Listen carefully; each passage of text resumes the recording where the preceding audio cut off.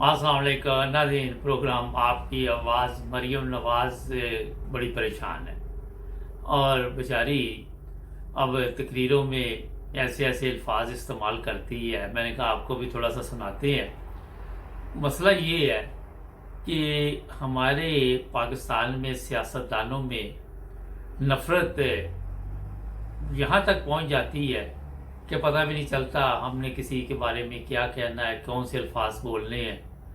और इसमें ये नहीं कि हम अगले बंदे की बेइज्जती इंसल्ट कर रहे होते, अपना जो हमारा माहौल है या जो तरबियत है किस माहौल में हुई है वो बता रहे होते। सर चंद सेकंड लेंगे आपके जी। जिसको ये पता नहीं है कि अपनी माँ बहन बेटी को कितनी इज्जत से पुकारना है, उनसे कैसे बात करनी है, उससे इंसान क्या शिकवा करे। सुने जरा। और जाहल अवाम अभी और मेरी मुश्किल ये है कि मैं जिस इंसान की शक्ल देखना भी गवारा नहीं करती, जिस इंसान की घटिया तकरीर सुनना भी गवारा नहीं करती, मुझे उस इंसान के बारे में बात करनी पड़ती है। जिस इंसान को मैं अपने घर के बाहर वाले दरवाजे से कभी अंदर ना आने दूं, मुझे उस शख्स के बारे में पढ़नी पड़ती है। अरे ये मैंने इसलिए आपको मुख्तसर इसकी बात सुनवाई कि पहली चीज़ तो ये है कि इमरान खान ने कोई ऐसी बात नहीं की, और अगर ज़ेबा चौधरी का नाम इमरान खान ने ले दिया तो इस चीज़ को इन्होंने ऐसा, जिसको आप ये भी कह सकते हैं, ड्रामा बनाया है।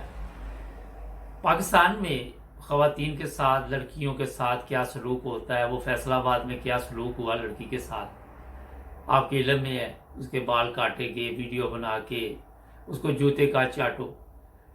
मरियम नवाज़ ने उसके मतलब भी अगर कुछ कहा तो मुझे भेजे, मुझे तो पता नहीं है।